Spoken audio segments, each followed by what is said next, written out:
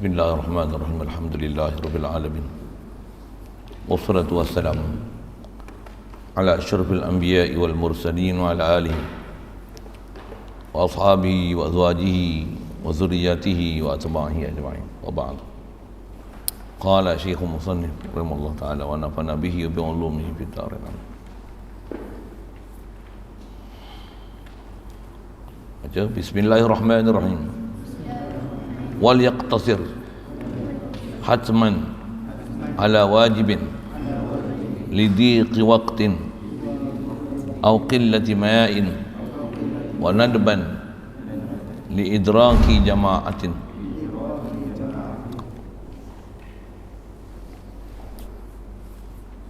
InsyaAllah kita nak masuk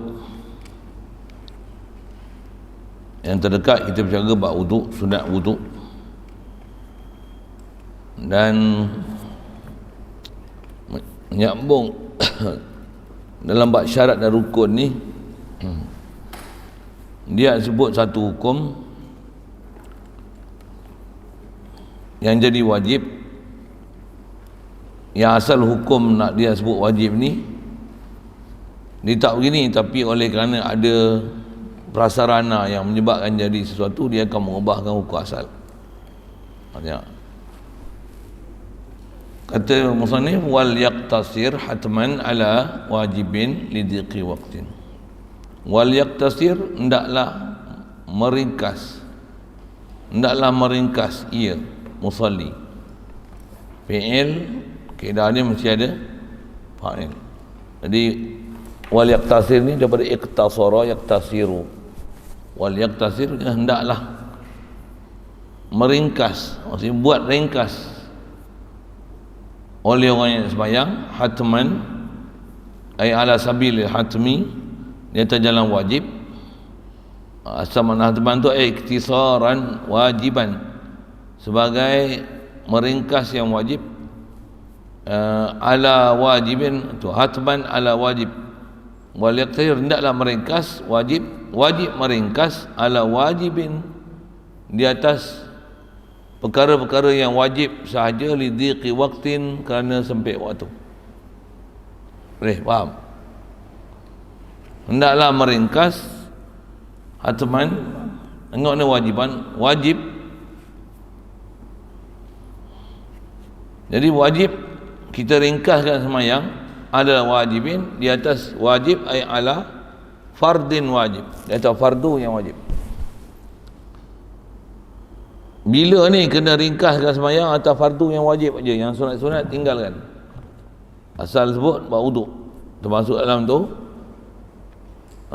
besar bab wuduk lah, bukan bab solat. Bab solat ada bahas ni insya-Allah. Bab solat dalam masalah wuduk, oleh kerana sempit waktu, hendaklah meringkas. Kalau itu tak musalli lagi lah. Wal yaqtasir al mutawaddi, oleh orang berwuduk. Hatman ala sabilil hatmi, di atas jalan wajib. Ala wajibin, ringkas di atas perkara wajib. Masuk wajib ni ay fardin wajib, bab fardu yang wajib. Boleh faham?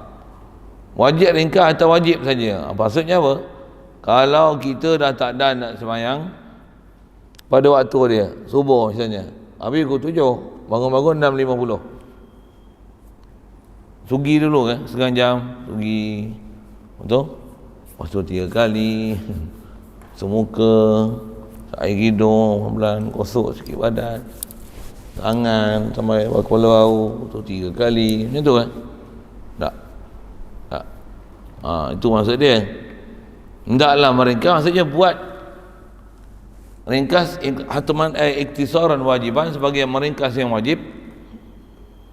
Ringkas ni ala wajibin ala fardin wajib. Jadi wajib tadi wajib syar'i, wajibin ni dia jadi naat. Yang kedua ni wajibin daripada dia naat bagi satu manun ay wal yaqtasir ala wajibin ay ala fardin wajib, dia tahu fardu yang wajib. Bila lidiqi waqti, bila sempit waktu. Kita bangun subuh dah 50, subuh habis 7, macam mana nak kecil berak apa? Ringkas dia atas wajib. Bahkan kalau boleh tangguh kecil berak, tangguh dulu. Kalau tak jadi masalah, kalau tak buang, lepas tu istinja, lepas tu segerakan boleh dengan selesaikan wuduk solat dalam waktu. Pasal dah suntuk bangkit pukul 6.50, 7 habis semua. Macam mana nak buat? Takkan gosok gigi setengah jam kan? Itu yang maksud dia. Ringkaskan di atas benda wajib. Apa yang wajib? Kalau nak buang air, kencing, terkencing ke apa ke, buang-buang air, istinja dulu lah. Kalau ada kes nak sembahyang subuh dah terbangun lewat ni, pukul 7 habis, 6.50 baru bangun. Ada bab-bab berkaitan mandi. Apa hukum mandi tu? Wajib. Lepas tu mandi tu, nak mandi macam mana? Mandi dengan kita ringkaskan di atas rukun-rukun saja. Pasal apa tu? Lidhiqi waqtin, kerana sempit waktu. Bila waktu sempit, maka kewajipan di atas benda-benda fardu atas kita adalah iktisar alal wajib. Ringkaskan di atas buat benda wajib saja. Jadi kes-kes ni jadi sebuah alfil lah.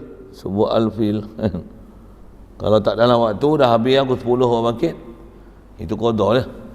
Tapi kalau subuh habis pukul 7, 6.45 bangun, macam mana? Takkan buat senaman harimau dulu, senaman kucing dulu. Ada senaman nama gitu kan. Tu yang tu setengah jam dulu, tu gosok gigi dulu, sampai tu kentut berak melengur dulu. Waktu dah habis. Anda boleh berdosa besar. Bila bangun je ada waktu, macam mana? Bergegaslah untuk dapat solat dalam waktu. Bahasa pendek macam mana? Satu, ringkaskan di atas wajib. Kalau wuduk, buat yang wajib saja. Sekali. Siap. Lepas tu lidhiqi waqtin, kerana sempit waktu. Siap. Sekali. Kalau ikut disebut 3. Tinggalkan yang sunat maniga apa semua tu, kerana nak letakkan sembahyang pada waktu dia, yang itu adalah hukum wajib. Siap.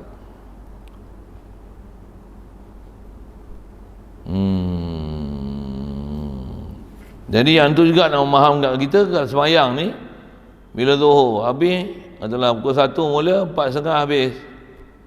Jadi selagi tak sampai pada waktu suntuk untuk disolat dalam waktu, kalau tangguh lebih pada tu nanti, yang tu berdosa besar, pasal menangguhkan sembahyang. Wail daripada solat, dengan mana tinggalkan solat walaupun duduk solat, tapi ada solat yang keluar waktu, dosa besar tu, dosa besar.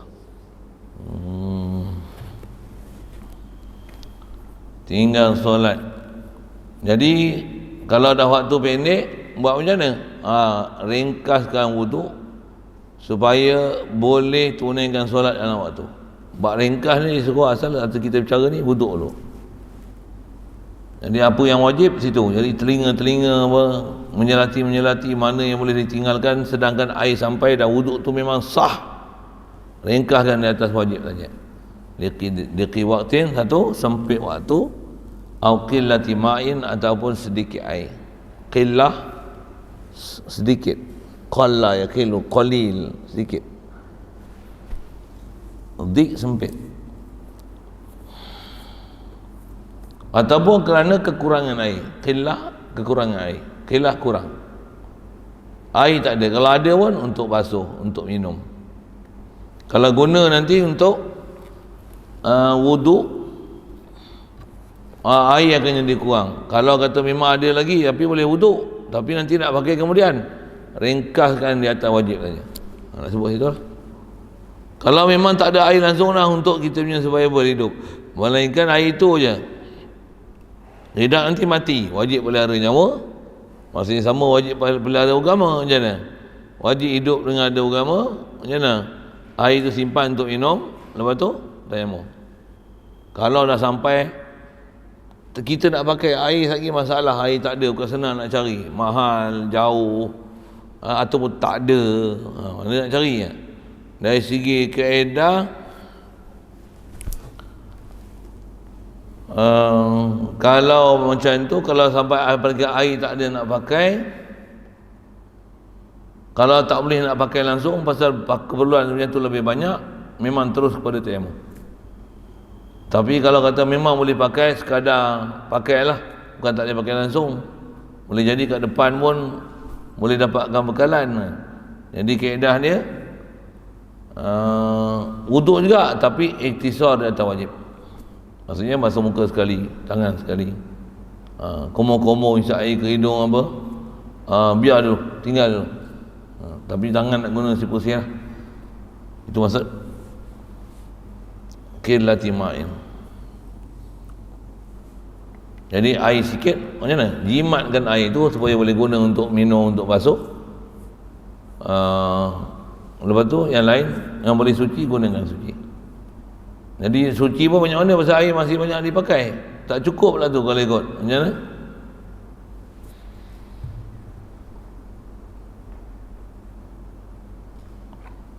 Kalau tak cukup, memang terus tayamum.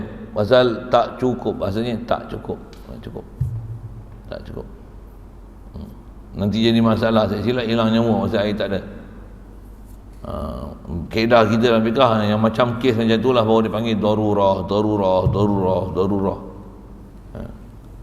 Kalau zaman kita lah ni, nama ni darurat, tak ada darurat benda. Cukup. Lagi saya banyak cerita situ. Diqi waqtin aw qillati ma'in. Wa nadban ay wal yaqtasir nadban, atau daripada hatman dimansub, wa nadban ay ala sabili nadmi, hendaklah buat secara ringkas atau fardu saja.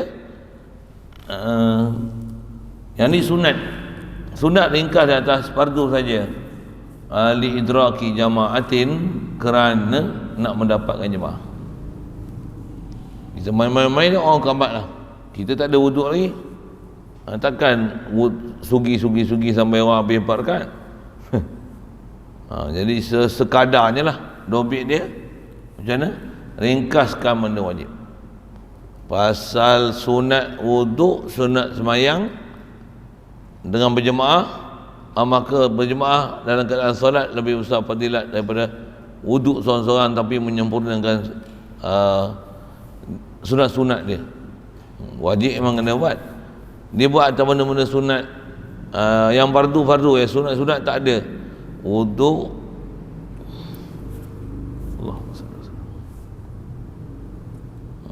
jadi kalau kata nak dapatkan jemaah, wuduk berjemaah tu lebih afdal daripada nak jaga meniga-niga wuduk. Pasal kelebihan kita sepanjang jemaah tu besar, banyak sangat. Bahkan ada ulama mewajibkan dia atas nama fardu kifayah, bahkan ada ulama yang mewajibkan dia atas nama fardu ain. Kata lelaki, macam mana sembahyang Jumaat. Jadi naklah ringkas untuk dapatkan jemaah. Satu nak sembahyang sunat qabliyah kena cerdik sikit kan. Setelah azan satu suku, kita pun boleh agak lah kan, satu tok imam datang pukul berapa kan. Tambah pula kita tengok dia duduk kerja kalut-kalut baru masuk masjid. Yang tu dia tak main sunat lagi, kita main sunat tak apalah, walaupun masa dah panjang. Tapi kalau kita main lambat, tengok lagi ke barang kedai, inilah selalunya dia keluar duduk gedik-gedik main sunat. Oh apa? Itulah kan. Itu semua tu kena cerdik tu, cerdik. Pasal tak cerdik itu dia akan istilah terganggu ibadat kita. Khasnya nak cari yang sempurna dengan dapat takbiratul ula. Bila kita tak perhati itu, tak dapat fadilat-fadilat tu. Alhamdulillah. Baik. Jadi sunat ringkas di atas benda wajib saja kerana nak dapatkan jemaah. Itulah kita dah sembahyang 1 rakaat. Ada 1 rakaat lagi main sunat. Itu orang kamar dia, Allah Akbar, Allah Akbar. Sehari kalau kita baca dengan apa-apa yang sepatutnya baca panjang pula tu, macam mana? Tertinggal 1 rakaat, kena lepas imam salam naik 1 lagi. Buat macam mana? Ringkaskan sembahyang tu di atas benda fardu. Bahkan ada ulama kata, niatkan sebagai niat mutlak sembahyang sunat mutlak.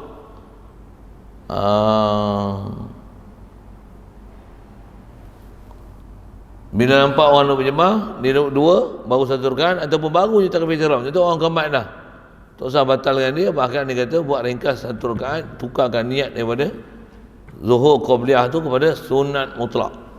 1 rakaat bagi salam, ikut jemaah. Memang ada ulama kita macam tu, tapi yang tu bukan qaul mu'tamad. Qaul mu'tamad bukan macam tu yang dipakai. Yang tu ada qaul terpinggir juga, tapi nak menunjukkan kata ada peluang lagi untuk mencari berjemaah macam tu.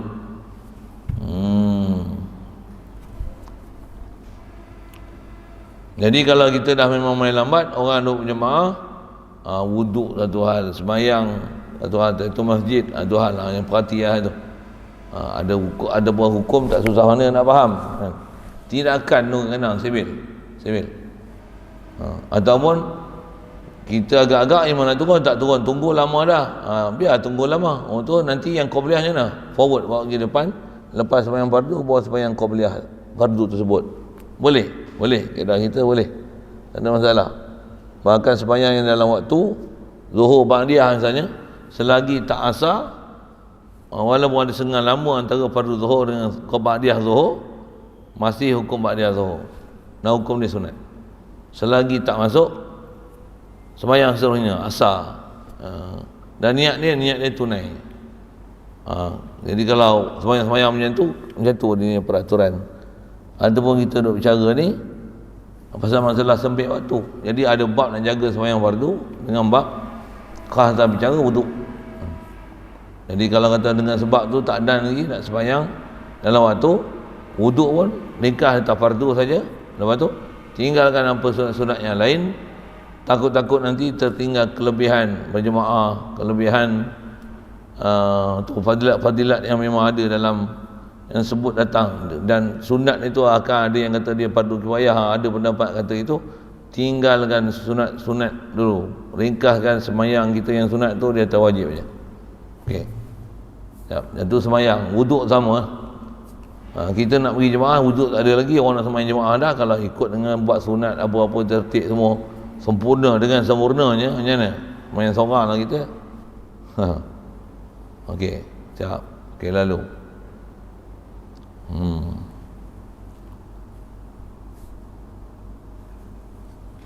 sempit waktu, air sikit, nak dapatkan jemaah.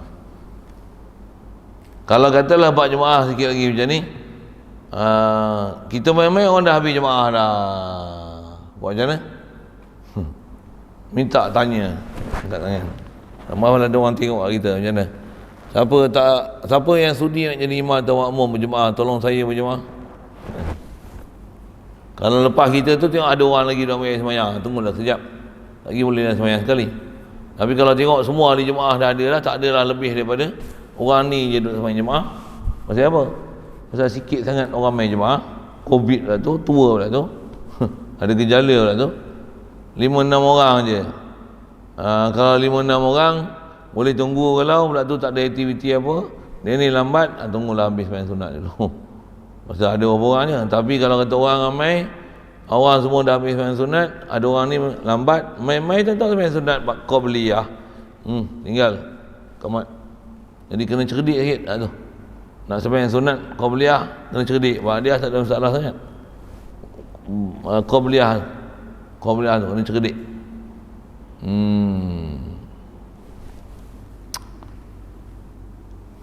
Idraki jamaatin. Situ dulu ada soalan, boleh ringkas. Dobit dapat berjemaah. Kaedah untuk dapat berjemaah ni, sekalipun kita tak dan turun bersama dengan imam, bahkan imam masih dalam solat, Allahu Akbar, tak dan turun, imam Assalamualaikum, masyhur yang disebut oleh ulama-ulama kita apa? Masih hasil fadilat berjemaah, masih hasil.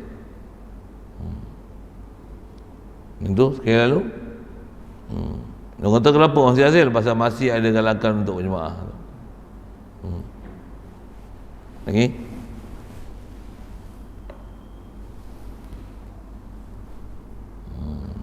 Nawaqid baca tengah hari ni susah sikit.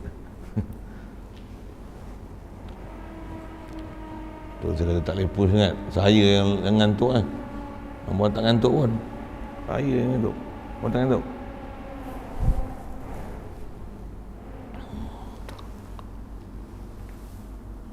Kadang tak ada rehat tu. Kalau ada rehat, gegah juga. Tak ada rehat kalau baca tu tak seronok baca ni. Saya macam lost memory dia pasal Kalau hampa ada soalan tu, dia lain sikit tu, saya suruh hampa soalan tu. Bagi soalan power-power ke. Tak ada? Okey. Senang yang tak kena nak faham. Cuma saya ada sebut tadi, kalau kita tengah sembahyang sunat, berjemaah. Jadi orang kamat lah, kalau kita habiskan sembahyang sunat, lagi kita masbuk sembahyang fardu. Kalau ikut, tadi saya ada sebut sekali lalu dah, tapi kalau ikut dari segi boleh, dah harus buat apa dia? Batalkan je sembahyang sunat, masuk imam fardu. Sembahyang sunat harus untuk kita batalkan ni. Tambah jika ada fadilat yang sangat besar. Bahkan apatah lagi ada fardu yang kena tunai, ataupun dia bab-bab nak pelihara nyawa. Hak tu boleh batalkan sembahyang sunat yang boleh. Bahkan kalau bab nak pelihara nyawa, boleh batalkan sembahyang fardu sekalipun pasal nak selamatkan nyawa. Boleh faham masa macam tu tak? Boleh. Ambil sunat dulu. Contoh, kita Allahu Akbar, itu imam keluar, qamat. Kalau kita habiskan 2 rakaat, lagi habislah 2 rakaat berjemaah. Buat macam mana? Batalkan sembahyang ikut jemaah. Selagi lah sembahyang qabliyah dan ba'diyah je masih tunai. Dah sebut akidah tadi. Sembahyang sunat ba'diyah ni ataupun qabliyah, selagi dalam waktu, sama ada yang qabliyah tu kita bawa ke selepas sekalipun, ba'diyah sekalipun, dia masih hukum sembahyang dan tunai. Dia bukan sembahyang qabliyah qada, tidak. Selagi dalam waktu solat, dia masih dalam keadaan tunai. Tunai. Jadi mana boleh tangguhlah. Tu kata nak bertindak tu cerdik sikit. Orang kamat pun kena cerdik juga kan. Kalau Tok Imam kata tunggulah sekejap kan, tunggu tengok dia buat 4 rakaat di bantainya. Kacau. Kita ingat nak habis lah di bantai 4 rakaat pula. Tu tinggal kapan nak berjalan dah, ingat tinggal 1 minit, duduk tinggal 40 minit. Tak mau, tak jadi. Jalan, dia lah kena selesai kan. Tu dia kata nak sembahyang qabliyah bagi cerdik sikit. Bahasa saya macam tu lah. Tambah dah bubuh kan, alert. Waktu apa, qamat, azan. Lepas tu sembahyang berlangsung pukul apa, solat. Kalau memang boleh patuh waktu sungguh tu, satu hal lah kan. Tapi tu kata kena cerdik sikit untuk bertindak sembahyang sunat. Bagus sembahyang sunat tu, tapi bagi ada akal, sedia sunat. Jangan nanti sembahyang sunat tu jadi masalah pada orang lain. Tak masalah pada orang lain pun, masalah pada fadilat yang lebih besar, berjemaah atau apatah lagi rakaat tu sampai hukum masbuk tinggal rakaat pula, 2 rakaat, 3 rakaat, pasal semata-mata bertindih kita duk buat sunat, dia orang dah qamat fardu. Bagi cerdik sikit tindakan tu. Itu sikit bahasa. Satu ngaji ni bukan buat ibadat bodoh-bodoh, semua ada skill. Tengok berarti. Itu saya sebut makmum, imam pula sama juga, dah lah lambat terhege-hege. Saya sebut saya bukan kata orang lain. Terhege-hege macam mana? Gaduh kita sunat, bantai lah 4 rakaat pula tu. Orang duk tunggu lama dah sampai tidur-tidur. Macam mana? Tinggal sagilah sembahyang qabliyahnya. Habis sembahyang kau sembahyang lah. Qabliyah 8 rakaat, 20 rakaat, sembahyang sunat mutlak pun pasal lah kau. Okey, sikit itu. Itu sikit tak imam. Tapi macam mana pun, dia ketua, dia bos. Tunggu lah dia turun. Memang kaedah macam tu. Kami kalau kat pondok, kalau arwah Tok Guru ada dulu, duduk kena dulu, macam tu lah. Kadang-kadang hari dia letih. Dia lepas main sunat tu, dia ada waktu lah dia turun, dia ada wirid, ada zikir dia. Dia ambil bawa dia turun lagi untuk dia jadi imam. Kadang dia letih apa, terajak duduk, tengok dia tidur dulu. Setengah jam tu tunggu, kena 40 minit tu. Kalau azan pukul 1:30 adalah itu, 1:30. 2 suku dah, kadang baru sembahyang tu. Bahkan ada madrasah-madrasah, dia bukan ikut standard waktu yang dah ubah ni, dia berubah jam siap lah. Memang ada madrasah macam tu kan. Malah tapi pondok pun ada setengah tempat macam tu. Buat macam mana? Contoh, sembahyang zuhur 2:30. Azan memang waktu azan. Tapi sembahyang zuhur 2:30. Memang imam akan turun 2:30. 2:30 mesti dia turun. Baru dia turun. Jadi kadang-kadang habis mengajar apa, pukul 1. Azan 1 suku, tak ada nak tidur. Dia tidur sebelum sembahyang ni memang dia ada kelebihan dari sudut dia boleh bekal, satu sihat lepas zuhur tu, satu lagi dia boleh bekal untuk bangun malam. Itu kelebihan tidur tengah hari. Tapi kerana budak-budak tak biasa tidur, tak mau tidur pula. Pusing tak boleh nak. Pusing tak boleh nak. Masa mengaji lah nak. Sikit ayat-ayat macam tu. Ayat tu. Tak, memang ada macam tu. Dia macam itulah. Tapi kalau ikut peraturan ni ada, dengan kita tidur sekejap sebelum zuhur tu, dia boleh menyegar. Allah sabab tu orang tak segar kita, tak ngantuk. Lepas tu boleh jantung sabab untuk boleh mudah bangun malam.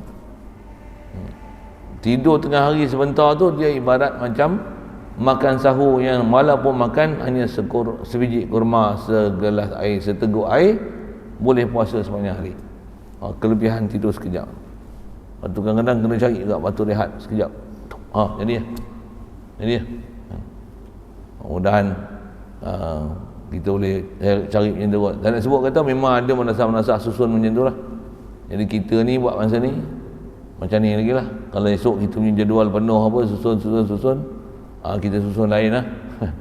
Kamu esok contoh kita hari tu program kita yang kita buat tarawih macam mana? Tarawih sembahyang pukul 9. Tarawih isyak sembahyang pukul 9. Pukul 9 sembahyang. Walaupun isyak awal 8.40 ke 8.45 ke, dia ubah cepat lambat kan, hantarkan dia. Azan lah, tapi sembahyang pukul 9. Kalau dia kata azan sembahyang pukul 9, azan so isyak 8.20 sekali pun biar. Tapi sembahyang pukul 9. Bubuh waktu tu kadang-kadang dia lebih menseragamkan kita punya sembahyang. Orang nak kerja jemaah tu pun senang. Kita nak programkan aktiviti tu pun senang. Dia memang ada keharusan untuk susun macam tu. Selagi dalam waktu tak ada masalah. Tapi jangan sampai susun sembahyang tu sampai keluar waktu. Jangan pasal tu lah. Janganlah. Itu salah. Sikit mengenai duk sembahyang sunat dan nak batalkan dia untuk dapat jemaah. Macam mana pun antara yang dianjurkan, kalau boleh jangan batalkan sembahyang sunat tu. Apa dia? Kalau memang baru buat satu rakaat, ada dua rakaat, ada satu rakaat lagi, orang dah kamat, macam mana? Niatkan jadi sembahyang sunat mutlak satu rakaat. Tu turun, sujud, duduk antara sujud, tahiyat akhir, bagi salam. Tukarkan sembahyang sunat yang kita buat qabliyah ke dua rakaat, jadikan aku jadikan sembahyang sunat ni mutlak satu rakaat. Salah. Ada ulama kata harus untuk tukarkan sembahyang sunat yang qabliyah, down standard kan dia, macam tu kot bahasanya, kepada sunat mutlak satu rakaat. Sembahyang sunat mutlak dua rakaat memang tak ada masalah, tapi ada juga pendapat disebab kebolehan untuk beramal. Ada ulama kata boleh dengan satu rakaat. Bahkan dari segi boleh, macam mana? Batalkan sembahyang sunat tu, pergi dapat jemaah. Dia betul. Tu saya sebutkan juga tadi. Ataupun kita ni main-main tengok orang nak habis dah, 3 rakaat dah orang sembahyang, 1 rakaat je tinggal. Tu ada lagi yang tinggal gerabak macam kita. Tinggal gerabak, faham tinggal gerabak? Dia orang ada baru datang lagi. Kita lambat dah, orangnya ada baru datang lagi. Kita kata, tunggu Ustaz, bagi dia orang habis, kita sembahyang lain. Boleh? Itu lagi cerdik tindakan. Tak mana? Dan kita boleh berjemaah dengan sempurna daripada awal hingga akhir. 4 rakaat. 4 rakaat ke 3 rakaat, 2 rakaat, tengok jenis solat lah. Tambah pula jemaah tu, tadi pun 5 orang macam ni. Katalah macam ni. Dengan kita buat jemaah yang daripada awal hingga akhir, berjemaah ke 5-5, kalau 5 orang lah contoh tu, dia lebih afdal daripada kita dapat sembahyang jemaah sana 1 rakaat aja ataupun 2 rakaat aja. Tu lagi yang ni pun masbuk-masbuk, yang ni orang duk pegang baru, yang ni naik tambah. Baik, kalau dah 3 rakaat biar dia habis. Kawan yang lambat ni kita tunggu imam bagi salam lagi, kita sembahyang lain, berjemaah baru. Yang tu pun salah satu kaedah memang diajar oleh ulama kita, untuk kita bertindak untuk pastikan kita buat tu yang terbaik, yang paling afdal, disebab ganjaran yang paling besar. Yang tu yang kena mengaji tu. Nak kena ngaji dari sudut faham ni, ambil tindakan. Cuma jangan yang ni dah sembahyang 3 rakaat, dia tak bagi salam lagi. Lepas tu kita ni buat jemaah lain, dia tak habis lagi sembahyang tu, kita Allahu Akbar, satu jemaah lagi pula. Kaedah kita mazhab Syafi'i masih sah. Masih sah. Tapi ada kaedah dalam mazhab lain daripada Imam Syafi'i kata tak sah sembahyang kerana dalam satu tempat ada 2 jemaah. Kita mazhab Syafi'i tak ada masalah. Tak ada masalah. Cuma satgi orang tengok kan. Bagi je salam, siapa dia pula takbir jemaah lain? Tok imam dia siapa? Kepala dia siapa? Tengok, oh ini kepala anti vaksin padan lah. Contoh kan, siapa dia satu kepala anti vaksin? Oh bapak ni memang. Oh, contoh akan jadi perhatian orang. Kalau dia dah bagi salam, tak ada masalah. Tak ada masalah. Bab tu yang jadi masalah hanya kalau sembahyang Jumaat. Pasal tak boleh 2 jemaat dalam satu Korea, dalam satu masjid. Tak boleh.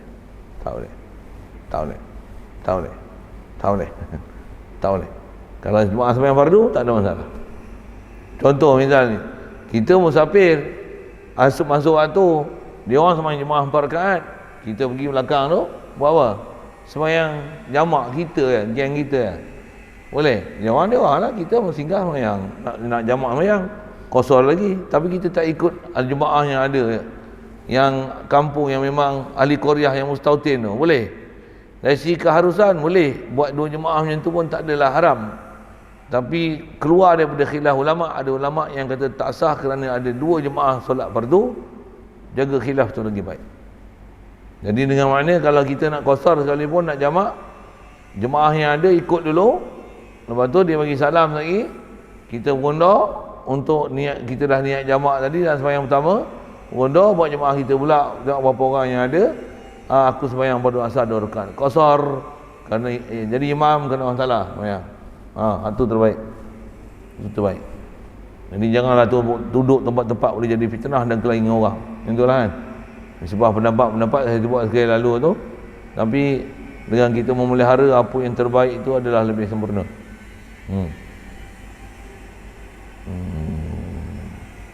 Jadi itu nak masalah sampai waktu apa sunat. Ada lain soalan? Boleh?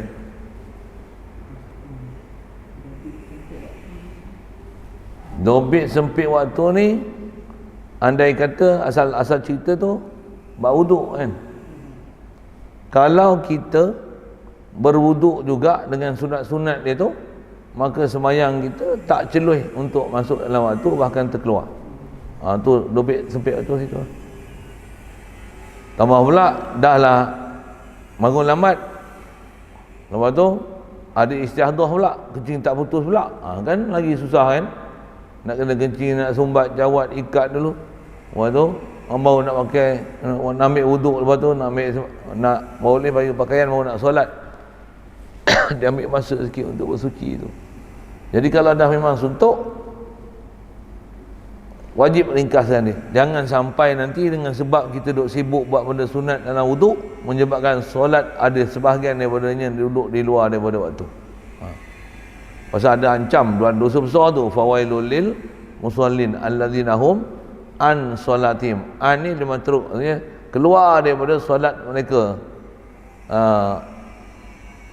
Orang yang sembahyang an solatihim sahun, yang lalai daripada sembahyang mereka, dia an solatihim sahun. Sahuna an solatihim, maksudnya sembahyang dia ada yang sebahagian dalam waktu, sebahagian luar waktu.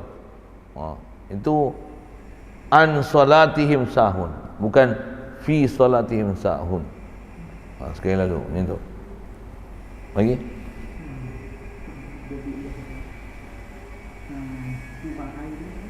Kurang air.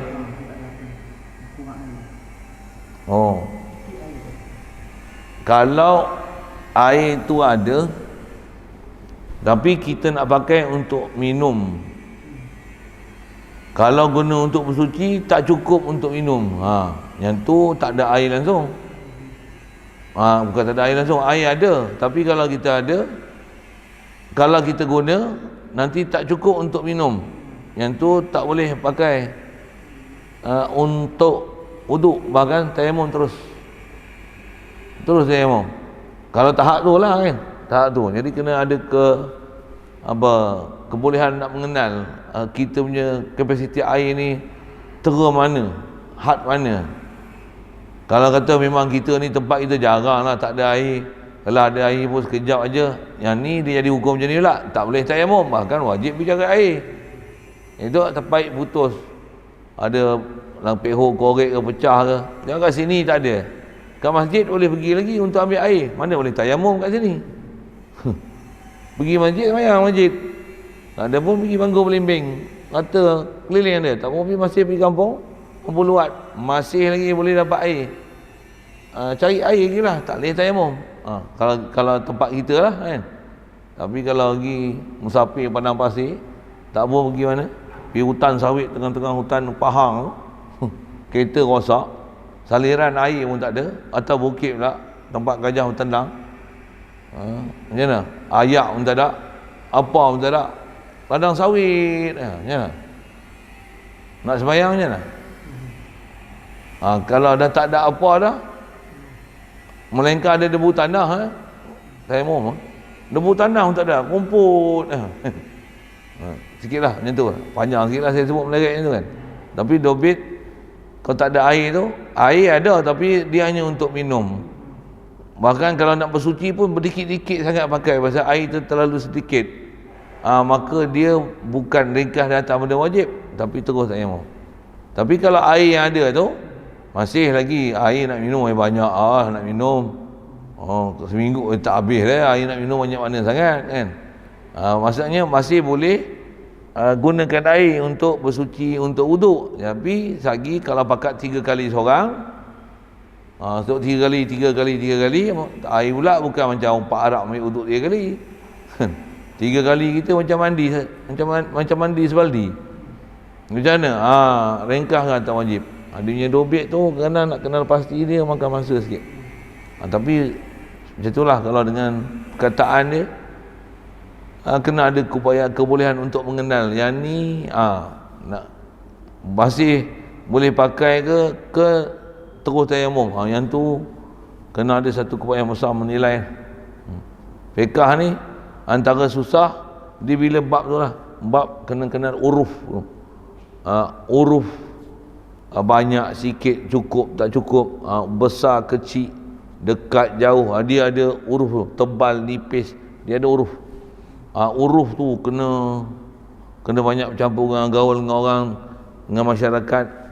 Lalu kitab satu hal dia dah ada kitab, kadang-kadang kitab tu sebut detail satu macam ni disebut siap dah. Uruf tu dihuraikan untuk kita, yang al-adatu mahkamah. Sekali lalu macam tu. Lagi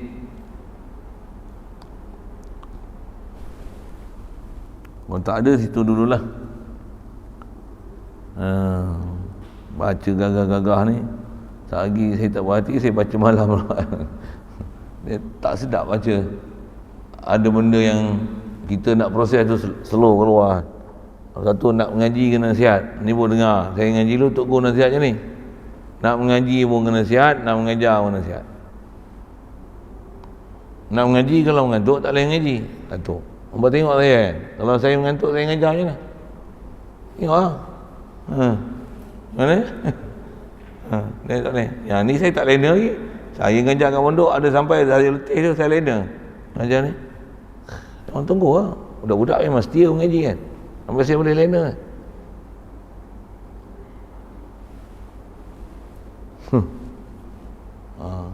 Kat sini saya tak biasa lagi lah sampai lena itu. Tapi tengok dekat-dekat nak lena tu ada kan. Tak faham. Ke hampa pun lena juga. Yang tu yang kata, kalau kita dah tahu jadual, nasib faham orang nak mengaji, macam mana? Dia kena waktu tahu rehat dia. Orang nak mengajar pun, macam mana?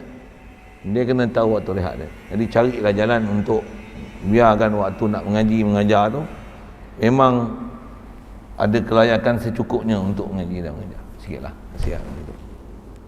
Saya ngaji dulu memang Tok Guru dalam bab nasihat ni best.